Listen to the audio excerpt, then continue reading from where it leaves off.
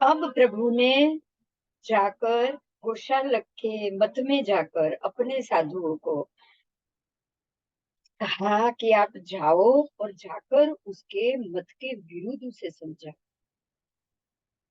बराबर। जिस कारण से गोशाला के मत के अन्य अनुयायी, अनेक साधु, अनेक उपासक उसके मत का जो मिथ्यात्व का है, जो मिथ्या मत है, उसका वो त्याग करके सत्य को समझ पाए और सत्य का स्वीकार कर पाए। और यहाँ पे प्रभु एक और बात बताते हैं कि वो खुद भी एक भव्य जीव है, भवांतर में वो स्वर्ग, वो मोक्ष जा सकता है। आप उसे समझाओ, वो भव्य जीव है, आज नहीं तो कल उसको ये बात जरूर समझ में आ जाएगी। बराबर। परमात्मा तो जान सकते हैं कि वो भव्य जीव है कि नहीं। अब भव्य को नहीं समझाना है, लेकिन भव्य को तो परमात्मा ने कहा है कि आप उसे समझाओ, ताकि उसको भी पता चले कि इस चीज का वो उसे कहाँ और कब फायदा हो। है ना, भव्य जीव है, भवांतर में कभी भी उसको इस बात का फायदा हो ही सकता है। हाँ।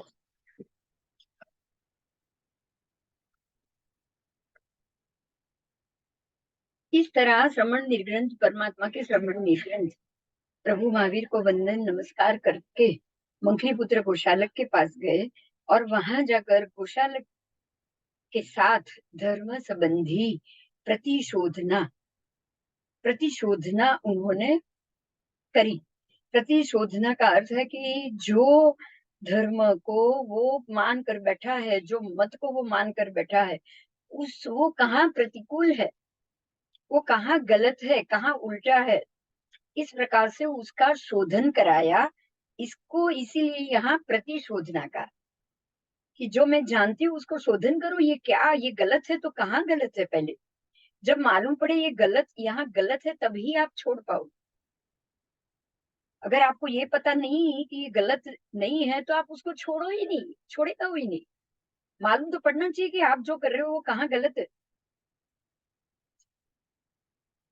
तो इस प्रकार से धर्म संबंधी प्रतिकूल शोधना, उनके मत से प्रतिकूल वचन बोले, वाद विवाद कराया, प्रतिसारणा करे, मतलब कि उसके मत से प्रतिकूल अर्थ का स्मरण कराया। बराबर। कि आपके मत से क्या प्रतिकूल होगा, क्या उल्टा होगा, क्या गलत है इसमें, उसका स्मरण कराया। और उसके बाद उस मत का उन्होंने खंडन किया और अर्थ, हेतु तथा कारण आदि द्वारा उसका निरुत्तर, उसको निरुत्तर भी किया। उन्होंने जो अपने सिद्धांत दिए, जो सत्य के सिद्धांत दिए, जो सम्यक सिद्धांत दिया, उसका अर्थ भी समझाया, उसका हेतु भी समझाया, उसका कारण आदि भी समझाया, और ये सब समझाकर उसको गोशालक को उन्होंने निरुत्तर किया। श्रवण निग्रंथ आते हैं, धर्म चर्चा कर रहे हैं, गोशालक को अंदर से बहुत गुस्सा आ रहा है, लेकिन फिर भी उसको, उसके पास अब ये सब बातें सुनने के अलावा और कोई चारा नहीं, क्योंकि अब इसके पास या उसके कोई अनुयायी के पास ऐसी शक्ति है नहीं जिससे वो इन लोगों के आयुष्य को बिगाड़ पाए या उनका कोई नुकसान करा पाए। श्रवण ग्रंथों ने धर्म चर्चा द्वारा गोशालक को वाद विवाद में पराजित किया और अन्य अर्थ, हेतु, व्याकरण और प्रश्नों द्वारा उसको निरुत्तर भी किया। जब जब श्रवण निर्ग्रंथ आकर उसको निरुत्तर करे, तब गोशालक अत्यंत कोपायमान हुआ। पहले तो भगवान महावीर के सामने उसको गुस्सा आया था, अब तो उनके साधु भी आकर मेरे को बोल रहे हैं, मुझे डांट रहे हैं, मुझे गलत ठहरा रहे हैं, तो मैं कुछ नहीं कर पा रहा हूँ, तो उसका और गुस्सा बढ़ेगा। इसलिए अब वो अत्यंत कुपित हुआ है, वो अंदर अंदर अंदर अंदर जल रहा है, प्रज्वलित हो रहा है। तो वो तो तेजोलेशा की आग से उसका शरीर जल रहा है। अब मन भी उसका जलना शुरू हो गया, दिमाग से भी वो जलना शुरू हो गया, उसको और गुस्सा आने लगा है, परंतु कुछ कर नहीं पा रहा है। वो किसी का ना किसी और का भी कुछ बिगाड़ पा रहा है, ना अपना भी कुछ सुधार पा रहा है। शरीर साथ नहीं दे रहा है, इसलिए वो कुछ नहीं कर पा रहा है। श्रमण निगृंथों के शरीर को वो अल्प पीड़ा या विशेष पीड़ा या कोई उनके अवयव छेद करना या उनको जलाकर भस्म कर देना, कुछ भी करने में अब गोशालक समर्थ नहीं रहा। गोशाला अभी समर्थ हुआ रहा ही नहीं। उसके शिष्य में तो पहले से ही किसी के पास ऐसी समर्थता नहीं थी। इसीलिए जब आजीविक स्थविरों ने, मतलब कि जो गोशाला के शिष्य थे, उन्होंने देखा कि ये श्रमण निगृंथ द्वारा धर्म संबंधी प्रेरणा और प्रतिसारणा तथा मत के खंडन से और उसके अर्थ हेतु व्याकरण प्रश्नोत्तर के कारण गोशालक निरुत्तर हो चुका है। अब ये कुछ जवाब नहीं दे रहा है। इस कारण से गोशालक को अत्यंत क्रोध आ रहा है। वो क्रोध से अंदर से दमदम हो रहा है। लेकिन श्रमण निगृंथ के शरीर को वो अल्प पीड़ा भी पहुंचा नहीं सकता, तो विशेष पीड़ा अवयव छेद की तो बात ही नहीं आएगी। इस प्रकार से उसको देख कर कुछ उसके आजीविक श्रमण मंखली पुत्र के गोशालक के पास से स्वयं ही निकल गए, क्योंकि अब उनको समझ में आ गया। जैसे श्रमण निगृंथ गोशालक को समझा रहे थे, तो गोशालक को समझाते समझाते बहुत सारे आजीविक मत के साधु को समझ में आ गया कि ये मत गलत है, और हमारे मत का खंडन करके जो सर्वसिद्ध मत हो, अगर ये इनका मत और इनके महात्मा, उनके धर्माचार्य अगर ज्यादा ताकतवर हो और वो ज्यादा अच्छे से सब कुछ समझा पा रहे हो, तो हमारा भी श्रेय उसी में है कि हम भी उनके पास ही चले जाए। तो इस प्रकार से वो बहुत सारे आजीविक मत के साधु भी जो गोशालक के शिष्य थे, वो गोशालक के पास से स्वयं ही निकल गए और वो प्रभु महावीर के पास आ गए।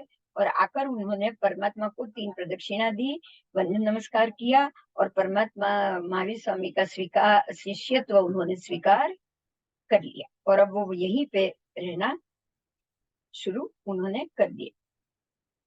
तो इस प्रकार से आजीविक स्थविर मंखली पुत्र के पास से यहाँ जो आ गए हैं, वो प्रभु महावीर के पास रहे, और जो उनके पास जो बचे थे, वो गोशालक के पास ही रुक गए। अब दिन पे दिन गुजर रहा है, समय जा रहा है। मंखली पुत्र जो कार्य की सिद्धि के लिए आया था, वो सिद्ध नहीं कर पाया है, और इसके कारण वो हताश हो चुका है, निराश हो चुका है। चारों तरफ वो सब कुछ देख रहा है, वो दिमाग में वही बात सोच रहा है कि ये क्या हो गया, मैं क्या करने गया था, और मेरी आज क्या हालत हो गई है। सारे साधु भी, आधे साधु से ज्यादा तो यहाँ से निकल चुके हैं, उनके खेमे में जाकर बैठ गए हैं, उन्होंने उनका स्वामित्व स्वीकार कर लिया है, और अब मेरा भी पता नहीं क्या होगा। उसने बोला है कि हाँ, 7 दिन के बाद मैं मर जाऊंगा, तो अब 7 दिन बाद मेरा क्या होगा, उसको कुछ नहीं पता। और वो ये सब सोचते सोचते चारों तरफ देखता है, निसासा पे निसासा डाल रहा है, बराबर। कभी तो वो अपनी दाढ़ी के बाल नोच रहा है, सर के बाल नोच रहा है, कहीं यहाँ डोक पे उसको खा जा रही है, और अपने शरीर पे कहीं ना कहीं जोर जोर से हाथ पैर मार रहा है, और दोनों हाथ हिला रहा है, हाथों को मसल रहा है, जमीन पर पैर पछाड़ रहा है, और बोलता है कि हाँ हाँ, अब मैं मर रहा हूँ, अब मैं मर रहा हूँ, तो सब लोग मुझे छोड़ कर चले गए, अब मैं, सब लोग मुझे मारने पे तुले हुए। इस प्रकार से वो चिल्ला रहा है, चिल्ला रहा है, चिल्ला रहा है।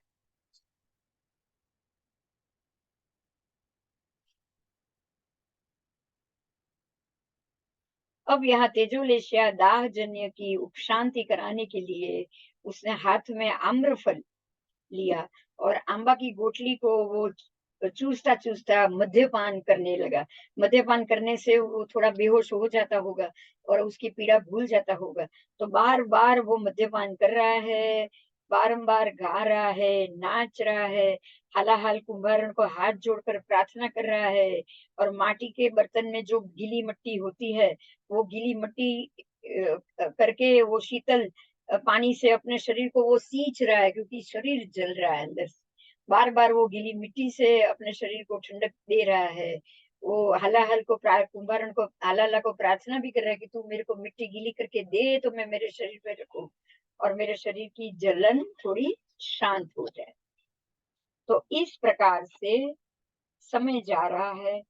अब जो यहाँ खास मुद्दा है कि परमात्मा ने अपने निर्ग्रंथ को कहा कि हे आर्य, जो गोशालक ने मेरा वध करने के लिए अपने शरीर में से जो तेजोलेशिया निकाली थी, वो तेजोलेशिया कोई छोटी सिद्धि नहीं थी, इतनी महान सिद्ध थी वो कि 16 देश, बड़े बड़े 16 देश का घात करने में और वो 16 देश का विनाश करने में, वो संपूर्ण विनाश करने में वो पूर्णपणे समर्थ थी। मतलब कि ये तेजोलेशिया द्वारा ये 16 देश का पूर्ण रूप से नाश हो सकता था, इतनी वो पावरफुल तेजोलेशिया थी।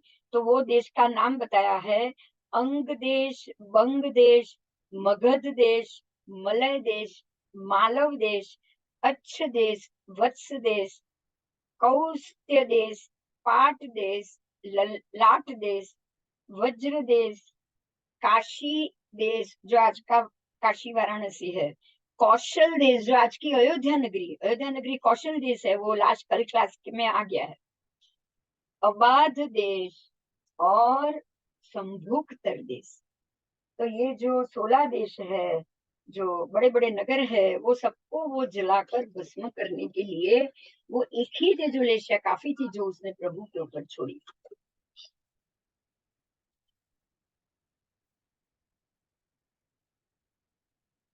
इस तरफ मंकली पुत्र गोशालक है जो आम्रफल हाथ में लेकर चूस रहा है, मद्यपान कर रहा है कभी कभी, और बार बार हाथ जोड़कर विनती कर रहा है, और वो अपने दोषों को ढकने के लिए खुद अपने ये स्थिति से खुद अपने दिमाग को बाहर निकालने के लिए वो 8 चीज कर रहा है, 8 वस्तु, 8 चरम वस्तुओं की वो प्ररूपणा कर रहा है। 8 अंतिम वस्तु, चरम वस्तु, कि अब तो शायद मैं मर रहा हूं, तो अब ये मेरी अंतिम 8 वस्तुएं हैं जो मैं करना चाहता हूं। तो वो 8 वस्तु थी चरम पान, यानी कि पीना पीना, फिर चरम गान, जो गीत गाना है वो, चरम नाट्य, कि जो कुछ भी बोलना ये करना, उसको भी नाट्य या एक पात्र अभिनय ही कहा जाता है। फिर चरम अंजलि कर्म, चरम पुष्कल यानी कि संवर्तक महामेघ, फिर चरम संचनक सेचनक गंध हस्ती, चरम सेचनक गंध हस्ती, चरम महाशिला कंटक संग्राम। और मैं मंकली पुत्र गोशालक इस अवसर पिणी काल में 24 तीर्थंकरों में से अंतिम तीर्थंकर के रूप में सिद्ध होऊंगा और समस्त दुख का नाश करूंगा, ऐसा बोलना। अब ये 8 ही चीज कर रहा है। अब ये चरम पीना पी रहा है, पान कर रहा है, चरम गान कर रहा है, चरम नाटक कर रहा है, चरम अंजलि कर रहा है, चरम पुष्कल संवत महामेघ मतलब पानी पानी पानी अपने ऊपर भी डाल रहा है, और चरम सेचना गंध हस्ती, फिर चरम महाशिला कंटक संग्राम कर रहा है। वो ऐसा सोच रहा है मैं गंध हस्ती पर बैठा हूँ, अंतिम समय मेरा, और मैं ऐसा महासंग्राम कर रहा हूँ, और मैं इस 24 इस काल के जो 24 तीर्थंकर है उनमें से मैं अंतिम तीर्थंकर बनकर सिद्ध होकर मैं इस समस्त दुखों का अंत कर रहा हूँ। जो भगवान है वही वो सोच रहा है मैं खुद हूँ। इस प्रकार से वो 8 चीज कर रहा है। आओ, अब वो अंतिम 8 चीज कर रहा है क्योंकि उसको पता है कि मैं नहीं जिंदा रहने वाला हूँ, दिमाग भी खराब हो जाता है तब ऐसा होता है।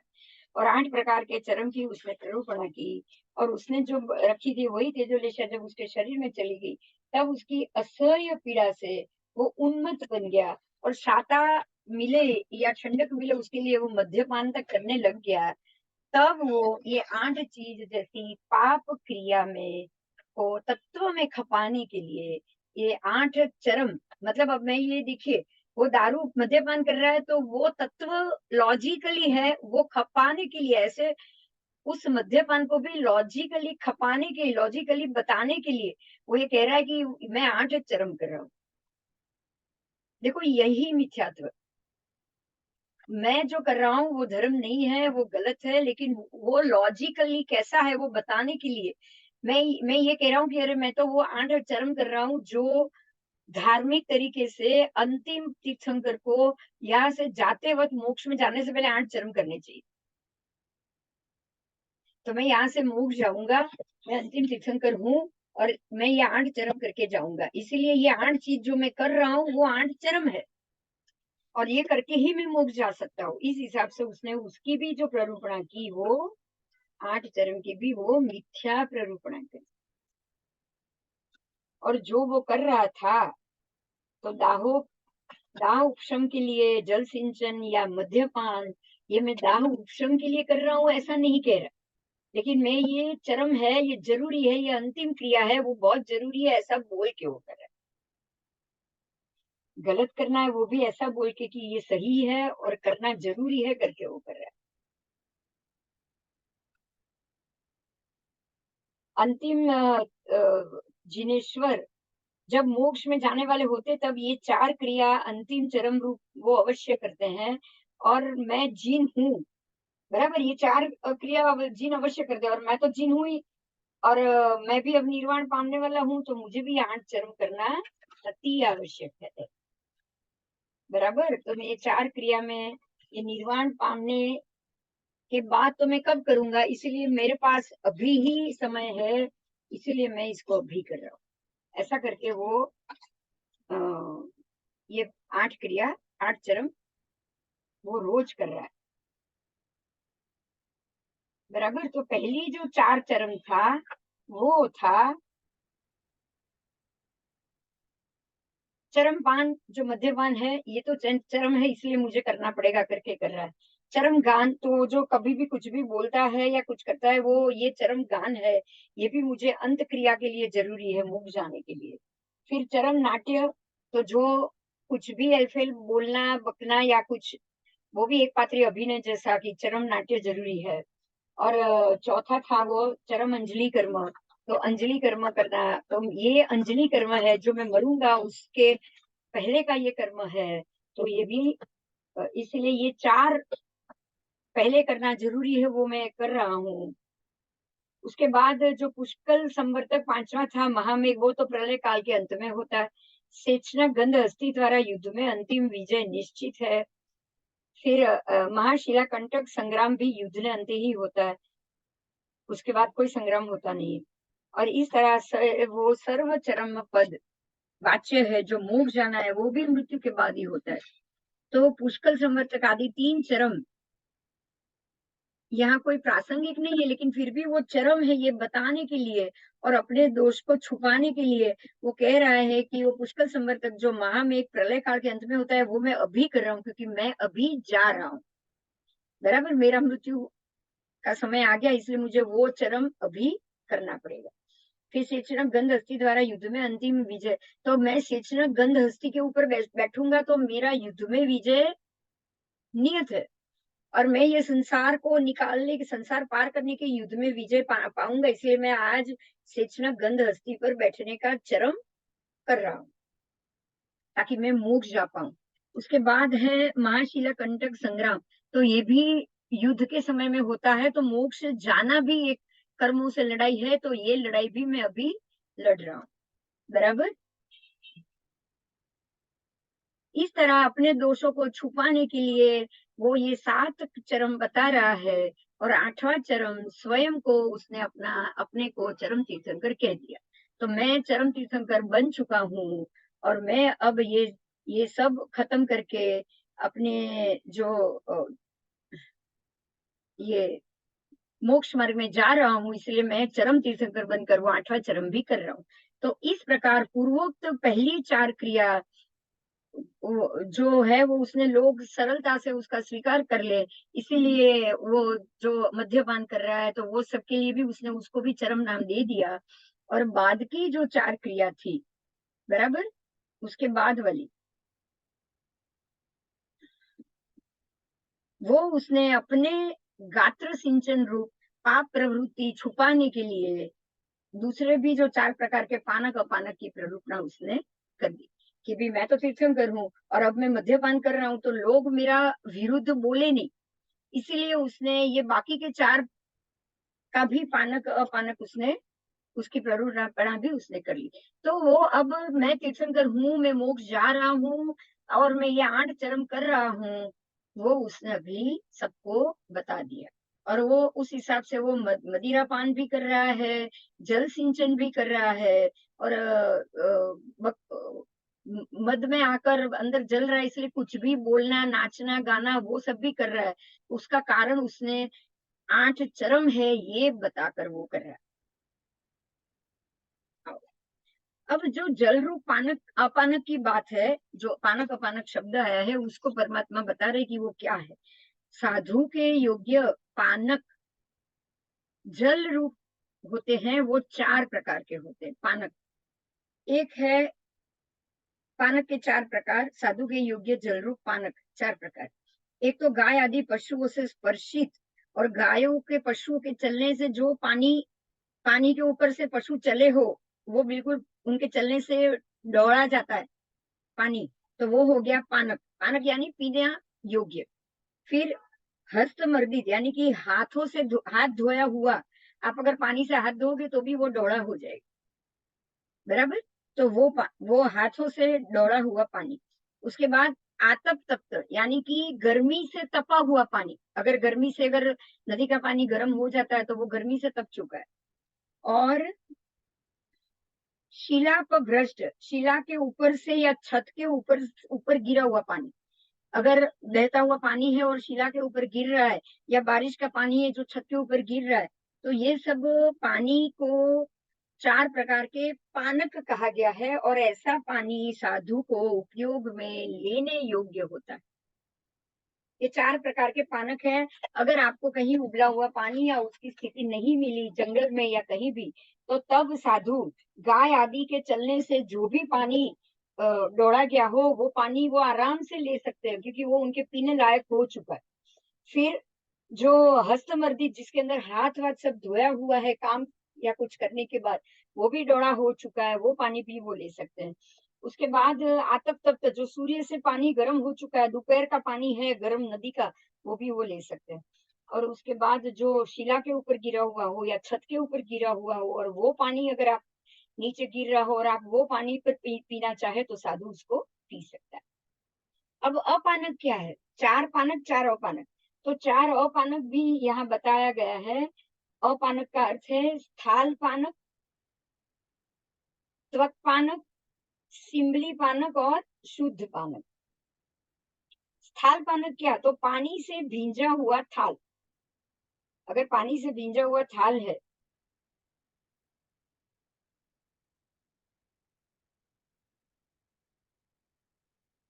पानी से भींजा हुआ बारक यानी कि माटी का छोटा बर्तन, बराबर। आपने किसी थाल पानी से भींजा हुआ है तो वो पानी उनको नहीं चलेगा। और पानी अगर कोई माटी के घड़े का पानी हो और उसमें पानी भरा हुआ हो भिंजाएला घड़ा वाला, तो वो भी उनको पीने के लिए नहीं चलेगा। पानी से भींजा हुआ बड़ा घड़ा हो और उसमें पानी हो तो वो भी उनको नहीं चलेगा। और पानी से भींजा हुआ कलश हो और वो भी बिना हाथ से स्पर्श, उसको वो स्पर्श कर सकते लेकिन पी नहीं सकते, तो उसको स्थाल पानक कहा गया है, बराबर। फिर त्वक पानक यानी कि वृक्षादि छाल का पानी, जो वृक्ष की छाल है और उसको अगर किसी पानी उस पर से पानी गिर रहा है और वो नीचे पानी पड़ रहा है तो वो पानी वो नहीं पी सकते। जैसे कि आम्र वृक्ष, अम्बाड़क आदि बहुत सारे ऐसे बोर के वृक्ष, फिर तिंदुरक वृक्ष आदि फल अल्प विकसित होते हैं, कच्चे होते हैं और उनको मुख में रखकर अगर आप थोड़ा सा उसको, वो कच्चे होते हैं तो उसको मुख में रखो और उसका रस आपके मुख में आ जाए तो, या फिर वो पानी उसके ऊपर से पानी नीचे आया हो तो वो पानी भी वो नहीं पी सकते, उसको त्वक पानक कहा गया है। फिर सिमली पानक, यानी कि जो कलाए सिमली, जो मटर की सिंगी होती है, मग की सिंगी होती है, उड़द की भी सिंग होती है, सिमली वृक्ष की भी सिंगी होती है, ये सब अपक्व होते हैं, कच्ची होती है, और मुख में अगर उसको थोड़ी सी चबाया जाए या ज्यादा चबाया जाए तो उसका भी पानी वो नहीं पी सकते, इसलिए ये भी अपेय है, अपानक है। और शुद्ध पानक का मतलब कि 6 महीने तक जो शुद्ध आहार करे, और 6 महीने में 2 महीने तक पृथ्वी रूप संस्कारक पर शयन करे, 2 महीना वो लकड़े पर संस्कारक पर शयन करे, और 2 महीना वो दर्भ के संस्कारक पर शयन करे। इस प्रकार से 6 महीने की अंतिम रात्रि के दिन उसके पास 2 महर्द्विक, 2 महासुखी देव प्रकट हो जाते हैं, पूर्णभद्र देव और माणिभद्र देव। देखो, ये पूर्णभद्र देव और माणिभद्र देव कब प्रकट होते हैं? तो 6 महीने तक शुद्ध आहार करना जरूरी, 6 महीने में 2 महीने तक पृथ्वी पर संस्कारक करके शयन करना जरूरी, फिर 2 महीना लकड़े पर संस्कारित करके शयन करना जरूरी, उसके बाद 2 महीना दर्भ घास के आसन पर संस्कारक करके शयन करना जरूरी। तो इस प्रकार से 6 महीना करने से 6 महीने की अंतिम रात्रि के दिन जब ये पूरा हो रहा है, तब 2 महर्द्विक देव आपके पास उत्पन्न होंगे। वो है पूर्णभद्र देव और माणिभद्र देव। और ये देव शीतल तथा भीने हाथों से आपके शरीर के अवयवों को स्पर्श करते हैं, और वो देव अगर वो साधु की अनुमोदना करे तो वो आशीविश कर्म करते हैं।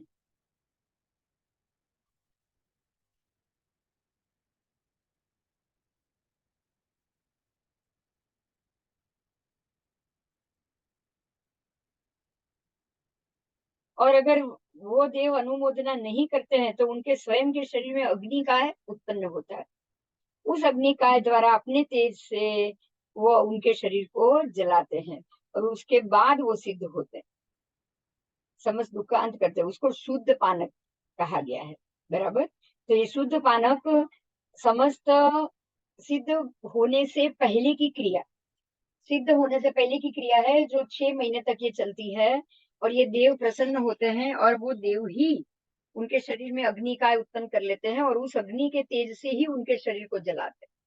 देखिए, ये खास समझने वाली बात है, बहुत महत्व की बात। इसको शुद्ध पानक कहा गया है। वो क्या होता है, मैं फिर से कह रही हूँ, ध्यान से सुनिएगा।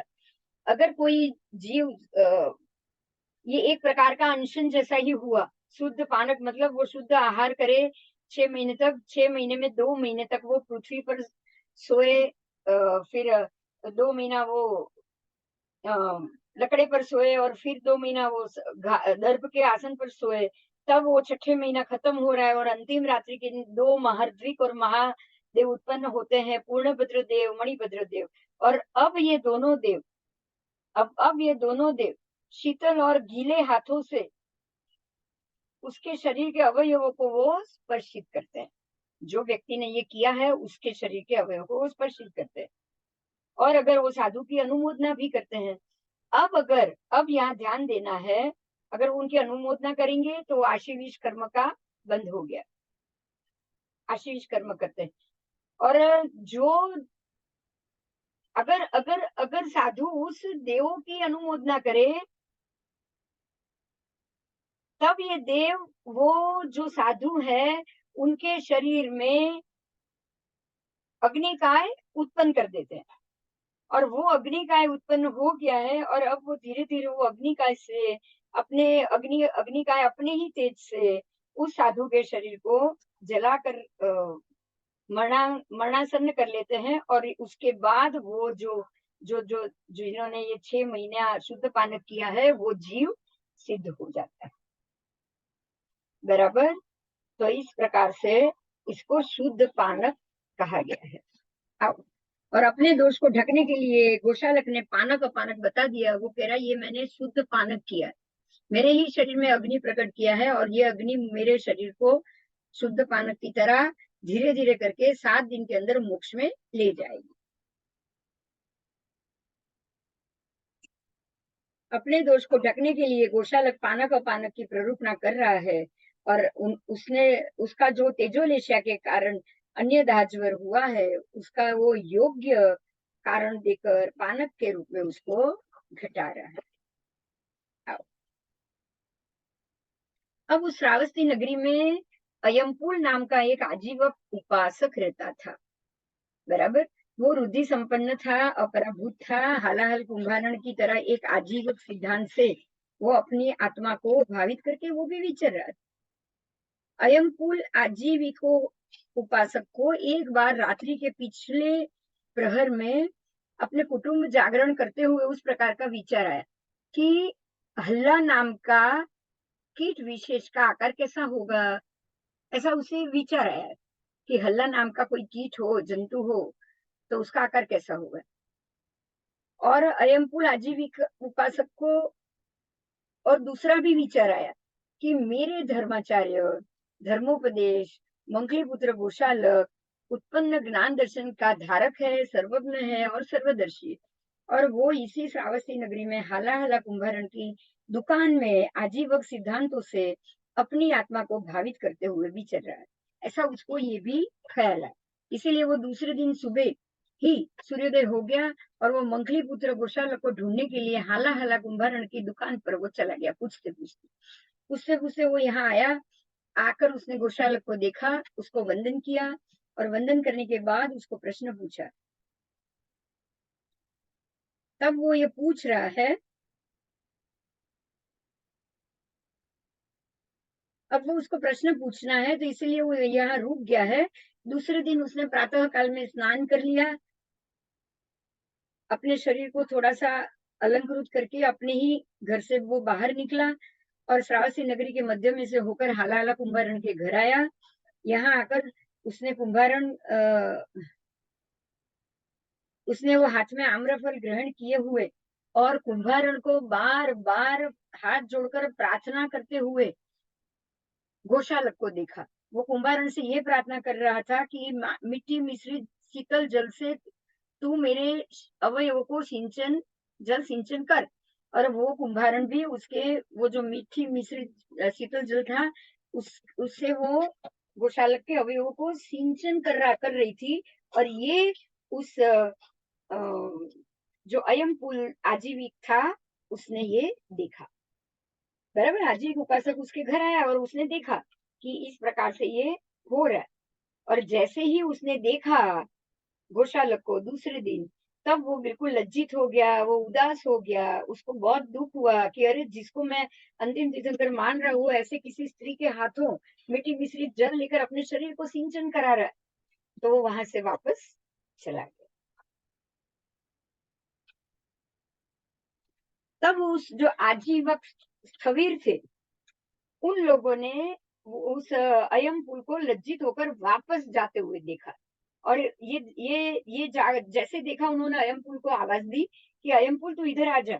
आजीवक स्थविरों की संबंध ऐसे आवाज से पीछे से उन्होंने संबोधित किया कि अयम पुल तू रुक जा, तू इधर आ। तो ये सुनकर अयम पुल उनके पास गया और जैसे ही गया स्थविरों ने उसको वंदन नमस्कार किया और उनके समीप में वो बैठे और वो आजीवक की पर्युपासना करने लगे।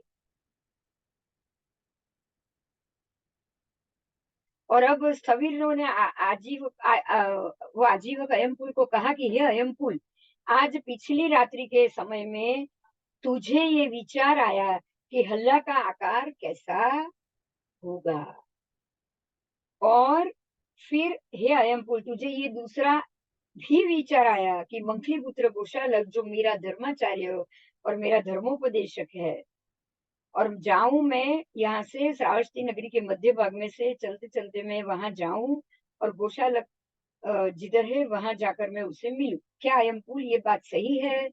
क्या तुझे रात को ये दोनों ख्याल आए थे? तब अयमपुल ने कहा हाँ ये सत्य है, मुझे ये सोच आई थी। तब ये उन लोगों ने जो बाकी उनके जो स्थविर थे उन्होंने उसे बताया कि हे अयमपुल, तेरे ये जो धर्माचार्य है, जो धर्मोपदेशक मंगली पुत्र गोशालक है, वो हाला हाला कुंभारण की दुकान में हाथ में आम्रफल लेकर और हाथ में मद्यपान लेकर गाते गाते बार बार हाथ जोड़कर प्रार्थना करके वो अभी विचर रहे हैं। परंतु इस विषय में उन्होंने मद्यपान करते करते, गीत गाते हुए, बारंबार हाथ जोड़ते हुए उन्होंने 8 चरम की प्ररूपणा करी है। और गोशालक का चरम पानक से लेकर चरम तीर्थंकर होके सिद्ध होना और वो सर्व दुखों का अंत करना, ये सब बात उन्होंने अयमपुल को बताई। तो हे अयमपुल, तुम्हारे ये जो धर्माचार्य धर्मोपदेशक मंगलीपुत्र गोशालक है, वो मिट्टी के मिश्रित शीतल जल के पानी से अपने शरीर का सिंचन करना, ये उनका एक चरम है। और इस मद्यपान भी उनका एक दूसरा चरम, बराबर। आम्रफल की गुठली खाना भी उनका तीसरा चरम। तो इस प्रकार से वो 8 चरम करते हुए विचर रहे हैं। और उस तुम्हारे उस भगवान गोशालक ने मिश्रित जल आदि 4 पानक और 4 अपानक की निरूपणा करी है। इस प्रकार से ये पानक अपानक का संपूर्ण स्वरूप उन्होंने अयम पुल को बताया और उसको वहां रोक दिया। अयम पुल को भी पता चल गया ये क्यों कर रहा है, तो वो भी वहां रुक गया। और अब तू हे अयम पुल, तेरे को जो प्रश्न पूछना था वो तू अपने धर्मोपदेशक मंखली पुत्र गोशालक को पूछ ले। तेरे को जो प्रश्न पूछना था वो तू पूछ ले। जब स्थविरों ने इस प्रकार से कहा तब अयम पुल आजीविक खुश हुआ। उसके दिमाग में जो बात आई थी वो निकल गई और अब वो अपने धर्माचार्य के प्रति जाता है, उठता है और वहां जाकर गोशालक को वो प्रश्न पूछने के लिए उसके पास गया। तब अपनी उत्थान शक्ति से उठकर मंगलीपुत्र आजीविक स्थविरों ने भी गुप्त रीति से, सावधानी से जो आम्रफल जो गोशालक खा रहे थे उनको फेंक कर एकांत में फेंकने की का संकेत किया। उनका संकेत जानकर गोशालक ने आम्रफल एक तरफ फेंक दिया। उसके बाद अयम पुल आजीविक उपासक ने गोशालक के पास जाकर मंखलीपुत्र गोशालक को 3 बार प्रदक्षिणा दी और अब उसकी परिउपासना वो करने लगा। आओ अब अयम पुल को श्रद्धा तो बहुत थी, पर महावीर प्रभु और गोशालक के बीच में क्या हुआ है वो सब बात से वो अनजान, उसको ये कुछ नहीं पता था। बराबर, जो कुछ भी हो गया, तेजोलेशिया छुटी या क्या हुआ, ऐसे ये सब चीज से वो अनजान था।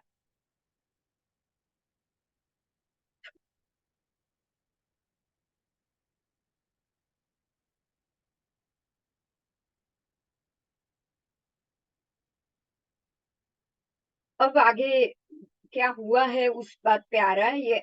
ये मुद्दा यहाँ पे खत्म हुआ है। अब मंगलीपुत्र गोशालक को पता चल चुका है कि उसका मरण काल नजीक आ गया है। बराबर, आजीविक स्थविरों ने उसको अपने पास बुलाया। स्थविरों को, गोशालक ने अब आजीविक स्थविरों को अपने पास बुलाया और ये इस प्रकार से कहा कि हे देवानुप्रिय, जब तुम सबको पता चल जाए कि मेरा काल धर्म हो गया है, तब आप मुझे मेरे शरीर को सुगंधित गंधोदक से स्नान कराना। मुलायम सुगंधी उपवस्त्र, यानी कि जो ऊपर शरीर पोंछने का प्रोच्छन्न होता है, टुवाल होता है, उससे आप मेरे शरीर को प्रोच्छन्न करना, साफ करना। गात्रों को बहुत अच्छे से प्रोच्छन्न करके सुंदर सुगंधित गोशीर्ष चंदन के पाउडर से मेरे शरीर को लेपित करना, उस पर लेप लगाना। फिर हंस के चिन्ह से युक्त महामूल्यवान ऐसे पट शाटक वस्त्र को मेरे शरीर को पहनाना, सर्व अलंकारों से मेरे शरीर को विभूषित करना और उसके बाद हजारों पुरुष द्वारा वहन करने योग्य ऐसी शिविका में मुझे बिठाकर शिविका में बिठाकर श्रावस्ती नगरी के श्रृंगाटक आदि मार्गों के और राजमार्गों के में से उसको निकालना और बड़े बड़े स्वर से उद्घोषणा कराना कि ये मंगलीपुत्र गोशालक जिन है, जिन प्रलापी है और वो तीर्थंकर के रूप में प्रसिद्ध होकर विचरण करते हुए इस अवसर्पिणी काल के 24 तीर्थंकर में से अंतिम तीर्थंकर बना हुआ था। अब वो सिद्ध बुद्ध मुक्त हो गए हैं और समस्त दुखों से रहित हो गए। इस प्रकार से रुद्धि और सत्कार आदि आप मेरे मृत शरीर को बाहर निकालना और इस प्रकार से उसका आप अंतिम संस्कार करना। तो सारे आजीविक उपासक स्थविरों ने मंखली पुत्र गोशालक की इस बात को विनय पूर्वक स्वीकार किया। सबने कहा हाँ। अब 7वीं अंतिम रात्रि व्यतीत हो रही थी। जो परमात्मा ने कहा था कि 7 रात्रि तक ही तू जीवित रहेगा, तो रात्रि जब व्यतीत हो रही थी, तब गोशालक को अपना पूरा जो 7 दिन का विवरण था, तब उसे लगा कि मैं सचमुच में मर रहा हूं। मैं सचमुच में मर रहा हूँ। आज 7वां दिन है और वो जो मेरे धर्माचार्य ने जो भी कहा था, मेरे धर्म गुरु ने जो कहा था, वो सच हो रहा है। मतलब वो केवली है, वो अंतिम जीन है और वो केवली है। तो जब उसने इस सत्य को स्वीकार किया, तब उसे सम्यकत्व की प्राप्ति हो गई। उसे यहाँ सच में लगा कि मैं ही मिथ्यात्वी था, जो मैं मर रहा हूँ। मैं ही गलत था, जो मैं आज मर रहा हूँ। तो मैं मर रहा हूँ, उनको कुछ नहीं हुआ है, उन्होंने जो कुछ भी कहा था वो सही। तो तब उसको उनकी बातों पर श्रद्धा हुई, प्रभु की बातों पर श्रद्धा हुई, तब उसको ये सम्यकत्व की प्राप्ति हुई। और मन में ऐसा अध्यवसाय, जैसे ही सम्यकत्व आएगा, आपके मन में एक अध्यवसाय उत्पन्न होगा। ऐसा अध्यवसाय होगा, ऐसा अध्यवसाय होगा कि जो सत्य है वो यही है। केवली भगवंत का कहा हुआ सब सत्य। संसार मिथ्या है, कषाय मिथ्या है। जब भी सम्यकत्व आएगा, ये अध्यवसाय उत्पन्न होगा ही होगा। उसे भी इस प्रकार का अध्यवसाय हुआ कि मैं वास्तव में जीन नहीं हूँ। वास्तव में जीन मेरे धर्मगुरु, जो उनको बार बार वो बोलता था ना, कश्यप कश्यप महावीर, वो ही धर्मगुरु, वो ही मेरे धर्मगुरु, वो ही वास्तव में जीन है। फिर भी मैं जीन ना होने पर भी मैंने जीन का प्रलाप किया। मैंने मिथ्या जीन प्रलाप करने वाला, मैं मिथ्या प्रलापी हूँ। और मैं अपने आप को तीर्थंकर रूप में प्रसिद्ध करके विचर रहा हूँ। मिथ्या बोल रहा हूँ, मिथ्या कर रहा हूँ, सब कुछ मैं गलत कर रहा हूँ। बराबर। तो इस प्रकार से मैंने 2 श्रमण को मार भी दिया, सिर्फ मेरे सिद्धांत को सच करने के लिए। तो मैं श्रमणों का घातक भी हूँ, श्रमणों का मार्ग भी हूँ, श्रमणों का विरोधी भी हूँ, तीर्थंकर का विरोधी हूँ। मैंने मेरे तीर्थंकर 24वें जीन के ऊपर भी उनका वध करने के लिए तेजोलेशिया छोड़ दी। मतलब मैं उनका द्वेषी हो गया हूँ। आचार्य उपाध्याय को मैं अपयश करने वाला हूँ, अवर्णवाद करने वाला हूँ, अपकीर्ति करने वाला हूँ। ऐसा मैं मंखली पुत्र गोशालक हूँ, मिथ्यात्वी हूँ, और मैंने तीर्थंकर को बहुत ज्यादा क्षति पहुंचा दी है। इस प्रकार से मैं अनेक असत भावना, असत्य बातें करते करते विविध असत भावों को मैंने प्रकट किया है। मिथ्या अभिनिवेश के कारण मैंने अपने को, अन्य को, स्व पर के उभय दोनों को भ्रांत किया, मति भ्रमित किया है। और मैंने सबको मिथ्यात्व में फंसाया है, और मैंने मेरे ये जीवन को व्यर्थ बनाया है। और स्वयं की ही तेजोलेशिया से मैं पराभूत हो गया, और आज मैं मृत्यु को प्राप्त कर रहा हूँ। बराबर। वास्तव में वो श्रमण भगवान ही जिन है, और वो ही तीर्थंकर रूप में प्रसिद्ध होकर विचर रहे हैं, और वही अंतिम तीर्थंकर है जो मोक्ष जाएंगे। तो इस प्रकार से उसे अध्यवसाय उत्पन्न हो रहा है। अब उसने ऐसा उसको ख्याल आया है, रात्रि काल में ऐसा अध्यवसाय उत्पन्न हुआ है। तो अब वो गोशालक ने आजीविक स्थविरों को अपने पास बुलाया। और बुलाकर ये कहा कि अनेक प्रकार के शपथ दिए उनको। पहले तो शपथ दिए, आप सौगंध लो, मैं जो कहूंगा वो करोगे, इस प्रकार से, क्योंकि वो उसको पता था कि मेरा ही इतना बोला हुआ है, ये लोग मेरी बातों में इतने आ चुके हैं कि ये मेरी बातों को मानेंगे भी नहीं। इसलिए उन्होंने अनेक प्रकार के शपथ दिए और ये कहा कि मैं वास्तव में जिन नहीं हूँ। फिर भी मैंने जिन प्रलाप किया, अपने आप को तीर्थंकर के रूप में विख्यात करता हुआ किया। मैं मंथली पुत्र गोशालखी हूँ और मैं श्रमणों का घातक हूँ। मैंने 2 श्रमण को का घात किया है। प्रभु के ऊपर मैंने, जिनके ऊपर मैंने तेजोलिशिया छोड़ी है, उनको मैंने तकलीफ दी है, तो मैं श्रमणों का प्रत्यनिक हूँ। इस छद्मस्त अवस्था में मैं काल धर्म को प्राप्त करूंगा। मैं अभी काल धर्म को प्राप्त करूंगा। श्रमण भगवान महावीर ही वास्तव में जीन है और जीन का वो, जीन की वो देशना करने वाले भी वही है। बराबर, जिन रूप में देशना देने वाले वही है, तीर्थंकर भी वही है, मैं नहीं हूँ। इसलिए हे देवानुप्रिय, अब मैं जब काल धर्म को प्राप्त होऊंगा तब आप मेरे ये जो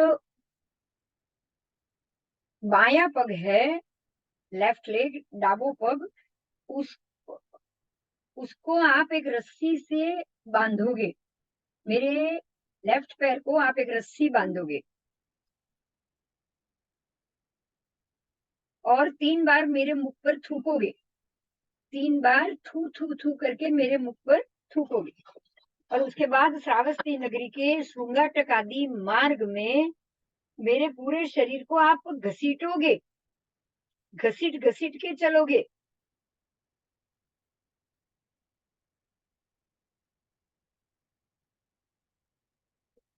और बड़ी बड़ी आवाजों से उद्घोषणा करते हुए कहोगे कि हे देवानुप्रिय, मंथली पुत्र गोशालक जिन नहीं है, वो जिन प्रलापी नहीं है, अपने आप को तीर्थंकर रूप से विख्यात करने वाला करके वो विचरा हुआ है, लेकिन वो जिन नहीं है। वो श्रमणों का घातक मंथली पुत्र गोशालक छद्मस्त अवस्था में ही काल धर्म को प्राप्त हुआ है, वो केवली नहीं हुआ है। और आपके भगवान महावीर स्वामी ही वास्तव में तीर्थंकर है। इस प्रकार से वो अपने प्रभु जो तीर्थंकर बनकर विचर रहे हैं, उनकी महिमा ही आपको बढ़ानी है। और रुद्धि बिना, असत्कार बिना आप मेरे मृत शरीर को बाहर निकालोगे और इस प्रकार से थूकते हुए आप उसको स्मशान घाट तक ले जाओ। और ऐसा बोलकर गोशालक काल धर्म को प्राप्त हुआ। गोशालक की तो मृत्यु हो गई, लेकिन अंतिम समय में उसको तत्व समझ में आ गया, सम्यक दर्शन उसको प्राप्त हो गया। इतने दिनों तक, 7-7 दिनों तक जो प्रभु के श्रमणों ने आकर उसको जो धर्म समझाया, ये उसका परिणाम था। क्योंकि तब तक तो वो मिथ्या ही था, उसको समझ में ही नहीं आया था। लेकिन 7-7 अहोरात्र तक जब परमात्मा के श्रमण आते रहे और उसको धर्म समझाते रहे, उसके सवालों से उसको ही निरुत्तर करते रहे, तब जाके जब मृत्यु का समय आया तब उसे असलियत समझ में आ गई। भव्य जीव तो वो था ही, इसलिए उसको, और जानकार भी था, ज्ञानी भी था, तो उसको अब जो जो ज्ञान उसका अब तक जो मिथ्यात्व के रूप में, अज्ञान के रूप में पड़ा था, वो सब सम्यक दर्शन आते ही वो सम्यक ज्ञान के रूप में बदल गया। तो इस प्रकार से गोशालक ने प्रायश्चित करते हुए अपने आप को भव्य जीव साबित कर दिया। और अब वो काल धर्म पाकर उसकी मृत्यु हो चुकी है। और मृत्यु के समय मुझे, मैं छद्मस्त हूँ, मैं केवली नहीं हूँ, इस प्रकार से लोगों में उद्घोषणा जरूर करना और ये जरूर बताना कि ये गलत था और उसने गलत बोला था कि वो भगवान, भगवान तो भगवान महावीर ही प्रभु है, वो ही जिन। तो इस प्रकार से वो अपने कर्म का प्रायश्चित करके ही देवलोक मृत्यु को प्राप्त हुआ है। आओ तो मिथ्यात्वी और समकित्वी के विचार क्या होते हैं, वो यहाँ हमें समझ में आ गया है कि जब एक सम्यक दर्शन उत्पन्न होने से ही उसके मन में ऐसा अध्यवसाय आया कि भाई मैं गलत हूँ, मैं लोगों को बताऊं कि मैं गलत हूँ। बराबर।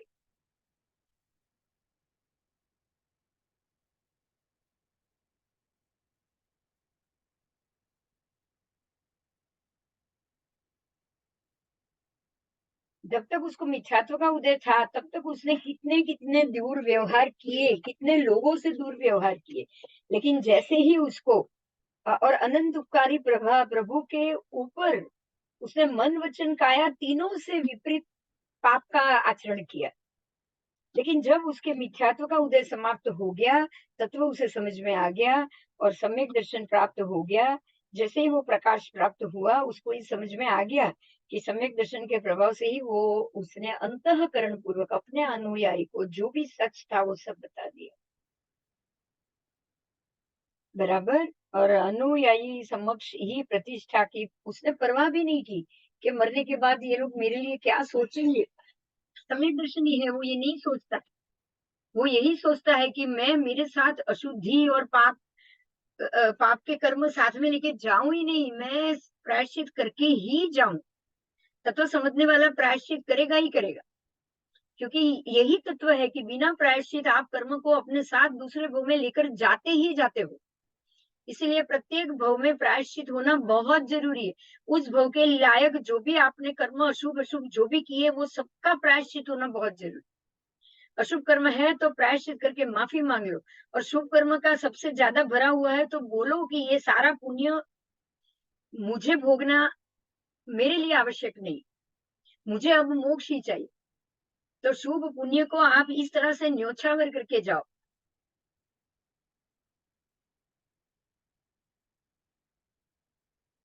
तो सम्यकत्व उत्पन्न करने वाले जीव को जैसे ही सम्यक दर्शन का प्रकाश प्राप्त होता है, उसको सम्यक दर्शन के प्रभाव से अंतःकरण पूर्वक वो अपने ही अनुयायी के समक्ष अपने ही किए हुए गुनाह का अपनी प्रतिष्ठा की परवाह किए बिना वो प्रायश्चित कर लेता है। तो यहाँ कोई प्रतिष्ठा उसको नड़ती नहीं है।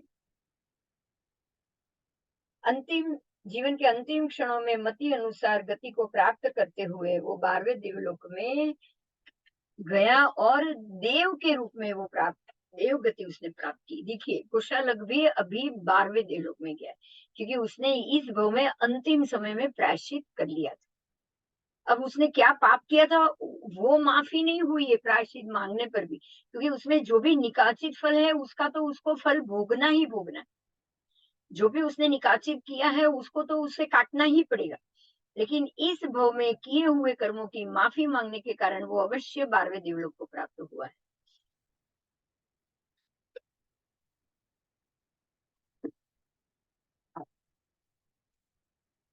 और ये बात परमात्मा ने बताई है, बराबर केवली भगवान ने बताई है।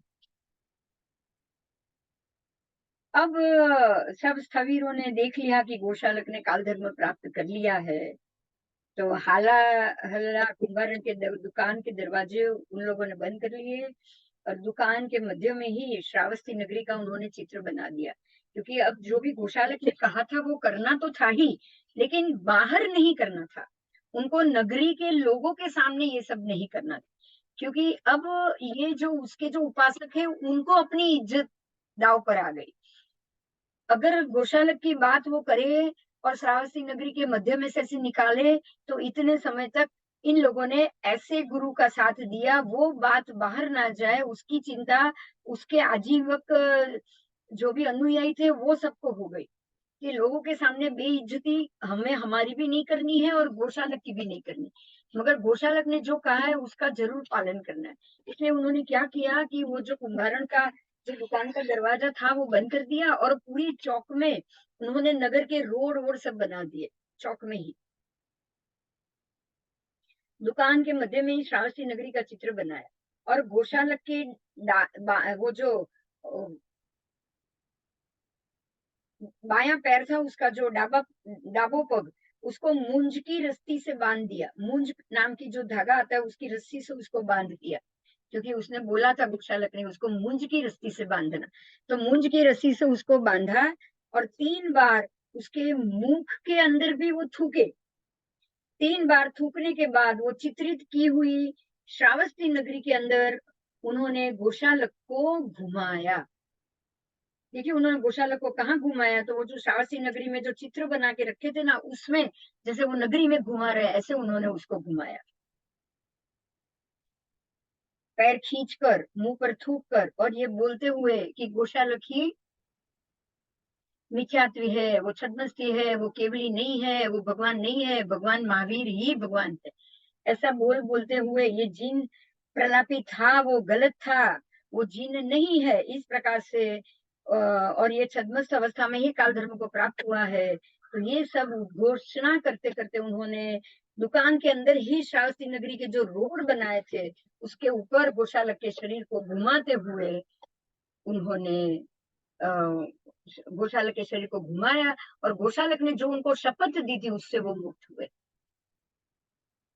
अब उसके बाद फिर से उसका पूजा सत्कार और ये सब करके उसके उसने करने के लिए उन्होंने वो डाबे पैर में जो रस्सी बांधी थी मुझ की वो खोल दी, और हाला हाला कुंभारना के दुकान का दरवाजा भी खोल दिया। अब उन्होंने गौशालक के शरीर को सुगंधित गंधोदक से स्नान भी कराया, उसके ऊपर चंदन आदि का लेप भी किया, और उसको पालकी में बिठा के हजारों लोग उठा पाए ऐसी पालकी बनाकर उसमें बिठाकर, और पूर्व में जो जब गौशालक ने मिथ्या तो दशा में कहा था उस अनुसार ये जिन है, ये जिन है, इस प्रकार से सत्कार सहित उसके मृत शरीर का निष्क्रमण कराया, निरहण भी कराया, निहरण कराया। आओ, तो अब ये सब हो चुका है। अब ये प्रभु महावीर यहाँ से वो भी अब श्रावस्ती समय हो गया है कुछ। अब प्रभु महावीर भी, श्रमण भगवान महावीर स्वामी भी श्रावस्ती नगरी के अंदर से कोष्टक उद्यान में से बाहर निकल गए हैं, और वो भी अब अन्य देश में विचरने लगे हैं। और उस समय में वो मेंढिक ग्राम नगर में आए। तो अब जो मेंढिक ग्राम नगर में वो आए हैं, तो वहां नगर के बाहर उत्तर पूर्व यानी कि ईशान कोण में, उत्तर पूर्व दिशा यानी ईशान कोण, उसमें काल कौष्ठक नाम का उद्यान था। उसके ऊपर एक पृथ्वी शिला पट्टक भी था, और उस एक उद्यान था, और उसके निकट में एक गहन वन था, और अत्यंत सघन होने के कारण वो श्याम और क्रांति युक्त, श्याम कांति युक्त जो वन था वो महामेघ के समान लग रहा था। लीलाछम भी था, देदीप्यमान भी था, अत्यंत सुशोभित भी था। और ऐसे ये मेंढिक ग्राम नगर के अंदर वहां प्रभु पधारे हैं, और यहाँ एक रेवती नाम की गाथा पत्नी रहती थी। इस ग्राम में रेवती नाम की एक श्राविका रहती थी, जिसको रेवती गाथा पत्नी कहा गया है।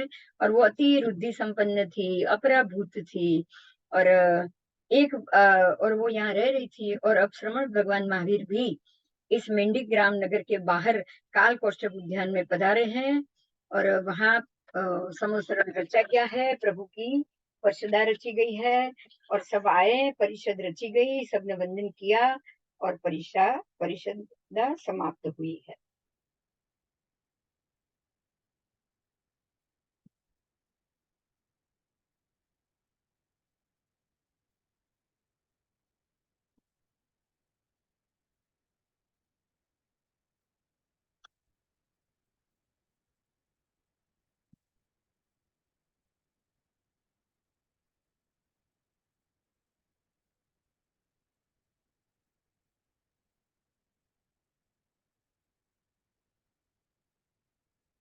चलिए, तो अब प्रभु यहाँ आए हैं, और ज्यादा समय नहीं हुआ है, अभी अभी ये गौशालक का जो हुआ था वो घटना हुई थी, और उसके बाद प्रभु घूमते हुए मेंढिक ग्राम नगर में आए हैं।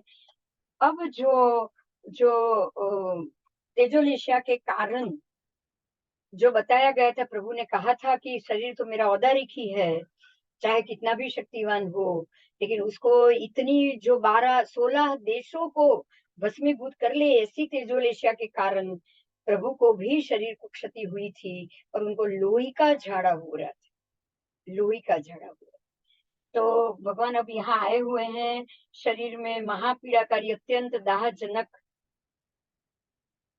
और प्रगाढ़, कर्कश, कटुक, कष्ट पूर्वक सहन करने योग्य तथा पित्त ज्वर द्वारा शरीर व्याप्त हो चुका था, पर परमात्मा का भी, और ऐसा रोग उनको उत्पन्न हो गया। ऐसा रोग तो खून खून नीसना, खून, झाड़े में से खून का बाहर आना, ऐसा रोग प्रभु को हो गया, क्योंकि शरीर में गर्मी बहुत बढ़ गई थी, वो तेजोलिशा ने जो प्रदक्षिणा ली थी उसके कारण। बराबर। तो ये पित्त ज्वर और उसके कारण उनके शरीर में अत्यंत दाह जलना होना शुरू हो गया था। और वो दाह बढ़तरा होने के कारण लोही खंडवा, उसका नाम है लोही खंडवा, यानी कि लोही का खंडित, शरीर खंडित करके लोही का बाहर आना, वो भी झाड़े के माध्यम से लोही का झाड़ा होने लग गया था। और शरीर, प्रभु की ये पीड़ा देखकर ब्राह्मण, क्षत्रिय, वैश्य, शूद्र, चारे वर्ण के मनुष्यों में ये चर्चा होने लगी थी कि भाई प्रभु को ये झाड़ा हो रहा है, प्रभु को ये झाड़ा हो रहा है, प्रभु को ऐसी पीड़ा हो रही है। इस प्रकार से वो चर्चा हो रही थी।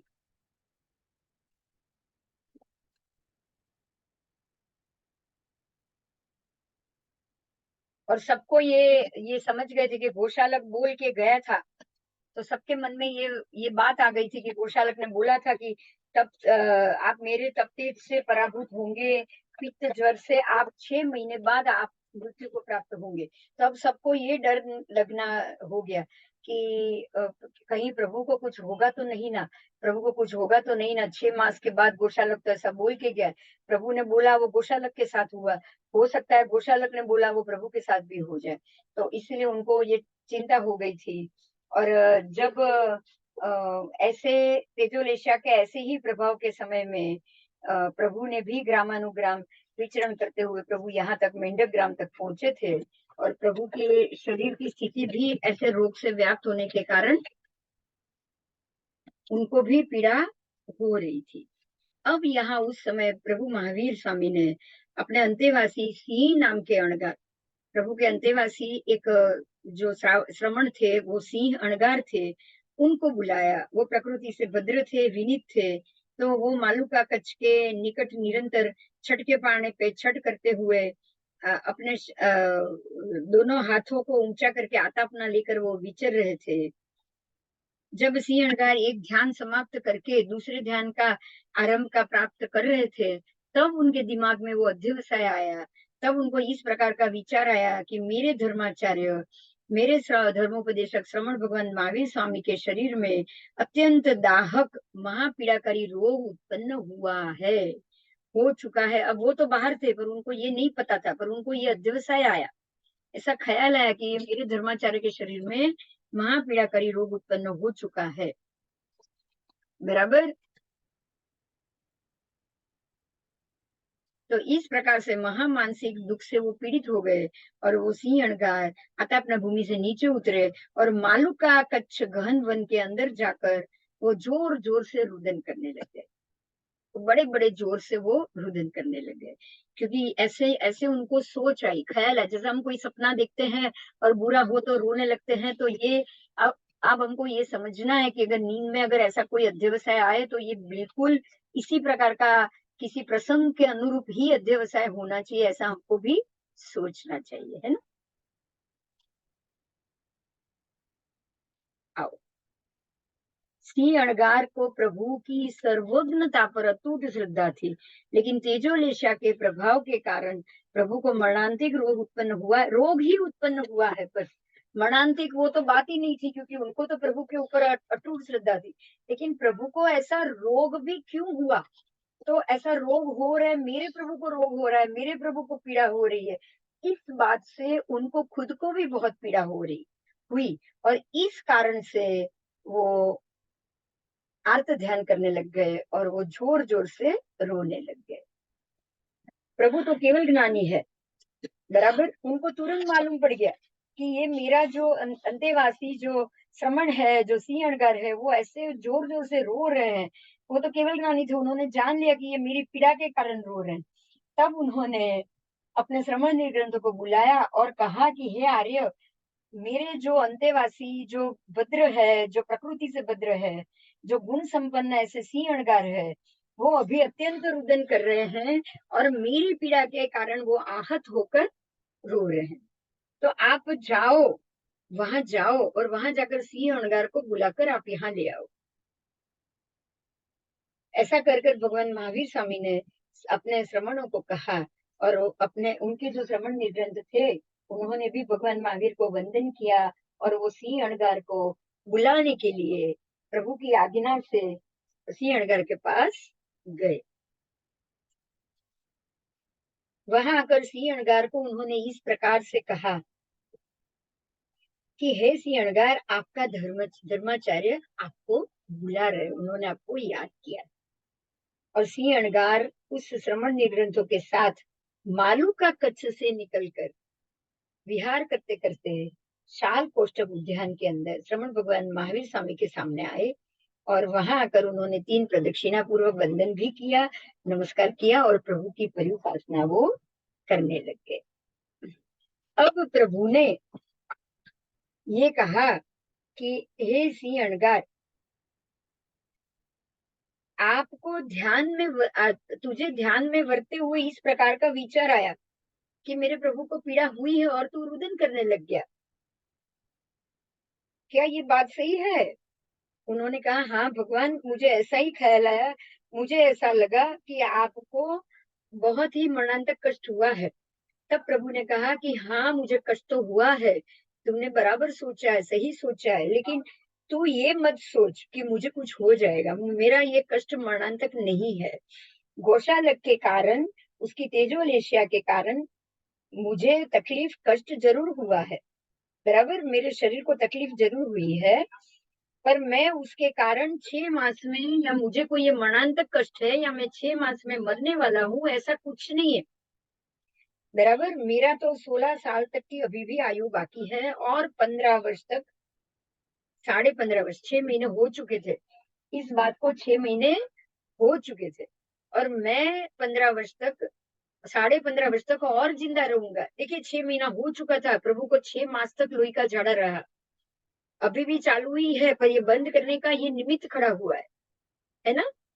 तो अब मुझे तो तू मेरी चिंता मत कर, मैं अभी भी 15.5 साल जीऊंगा, लेकिन तेरे संतोष के खातिर अगर तुझे लगे कि मेरे शरीर को तुझे शाखा पहुंचानी है तो तू, बराबर तू, मैं तो गंध हस्ती के समान जीन के रूप में विचरने ही वाला हूँ 15.5 वर्ष तक, मेरे शरीर की तू चिंता बिल्कुल नहीं करेगा।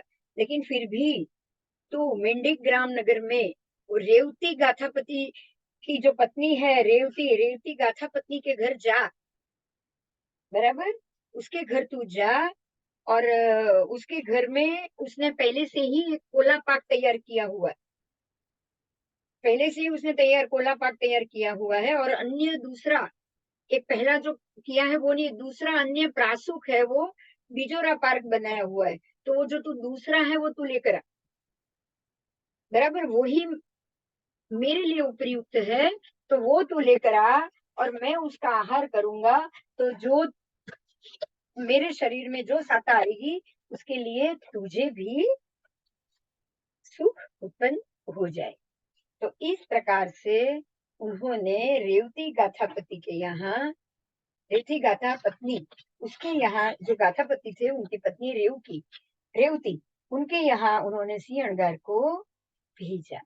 तो अब परमात्मा महावीर स्वामी का आदेश सुनकर सिंह अणगार अति प्रसन्न हो गए, संतुष्ट प्रफुल्लित हो गए, उन्होंने प्रभु को वंदन किया, नमस्कार किया और नमस्कार करते ही त्वरा सहित, चपलता और भ्रांति रहित होकर वो उन्होंने मुखले वस्त्रिका का प्रतिलेखन किया और अपने वस्त्रों का जो भी होते हैं उनका प्रतिलेखन किया और गौतम स्वामी की तरह ही श्रमण भगवान महावीर के पास जाकर श्रमण भगवान को वंदन किया और साल कोष्ठक उद्यान में से वो बाहर निकले, गोचरी लेने निकले, प्रभु की आज्ञा तो चाहिए ही चाहिए, तो उन्होंने आज्ञा ली और वो उद्यान से बाहर निकले। बाहर निकलने के बाद त्वरा से, शीघ्रता से वो मेंढी ग्राम नगर में पहुंच गए। ग्राम नगर के मध्य से निकलते हुए मध्य भाग में वो रेवती गाथापति के घर भी पहुंच गए।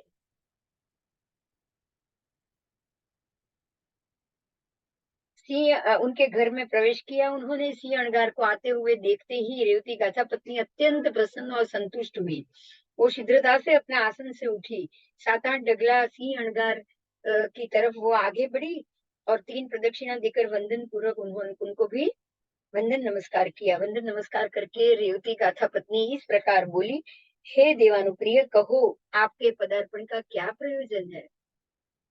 तब सिंह अणगार ने कहा, हे रेवती, आपने जो पहले बनाया हुआ जो प्रासूक बिजोरा पाक है वो आप लेकर आओ, मुझे उसका प्रयोजन है।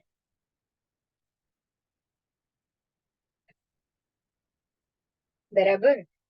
रेवती ने दो चीज बनाई थी। एक उसने प्रभु के लिए पहले से ही थोड़ा पाक बनाकर रखा था, जो पहले से ही प्रभु के लिए तैयार किया हुआ औदेशिक दोष से दूषित हो चुका था, क्योंकि प्रभु के लिए किया गया था। तो वो औदेशिक मतलब उद्देश्य से बनाई हुई चीज, ये दोष लग गया था उसको और उससे वो दूषित हो चुका था। इसीलिए प्रभु ने वो लाने के लिए मनाही कर दी थी। और रेवती ने जो दूसरा जो बनाया था बिजोरा पाक, जो उसने अपने लिए या अपने परिवार के लिए बनाया था, उसको लाने के लिए प्रभु ने सिंह अणगार को बोला था, क्योंकि उसमें कोई औदेशिक दोष नहीं लग सकता था। तो इस प्रकार से चारित्रवान ऐसे सर्वज्ञ प्रभु भी संयम के विधि और उसके नियमों का पालन कर पाए। इस कारण से वो जो औदेशिक दोष रहित दूसरा बिजोरा पाक वो सिंह अणगार ने ग्रहण किया। और रेवती गाथा पत्नी ने भी सिंह अणगार की ये बात सुनी और इस प्रकार से कहा कि हे सिंह मुनिराज, ऐसे कौन ज्ञानी और तपस्वी है जिन्होंने ये मेरी गुप्त बात जान ली। मैंने ये प्रभु के लिए बनाया है, ये तो गुप्त बात थी, ये तो मैंने किसी को नहीं बताया है। आपको आपको कैसे पता चल गया, ये आपको किसने बताया और आप ये कैसे जान रहे हो। तब उसके जवाब में सिंह अणगार ने कहा कि प्रभु ने ही मुझे बताया है, वो तो केवल ज्ञानी है और उन्होंने ही मुझे ये बताया है। तब वो बिल्कुल खुश हो गई, अत्यंत हर्षित तुष्टित हो गई। किचन में गई, किचन में जाकर उसने पात्र खोला, रसोई में जाकर उसने पात्र खोला और वो जो बिजोरा पाक जो परिवार के लिए बनाया था वो लेकर वो सिंह अणगार के पास आई और उस पात्र में उसने संपूर्ण पाक को वोहरा दिया। और वोहरा देने के बाद द्रव्य शुद्धि, दायक शुद्धि, पात्र शुद्धि, इस प्रकार के दान से सिंह अणगार को ये प्रतिलाभित कराने के कारण ये कराने के कारण रेवती गाथापति ने देव का आयुष्य कर्म बांधा और वो देवलोक में गए। तो इस प्रकार से प्रभु को पालना कराने वाले को देवलोक होता है, ये हमने आगे देख लिया। अब ये तो जिन को पालना कराने की बात हो गई ना, केवली प्रभु को पालना कराने की बात हो गई। तो इस प्रकार से यहाँ पर भी 5 दिव्य प्रकट हुए और रेवती ने इस जन्म और जीवन को फल प्राप्त कर लिया है, ऐसी देवों ने घोषणा भी कर ली और उसने 12वें देवलोक का आयु भी बांध लिया। तो इस प्रकार से प्रभु को पालना कराने के लिए रेवती ने बिजोरा पाक सिंह अणगार को वोहराया।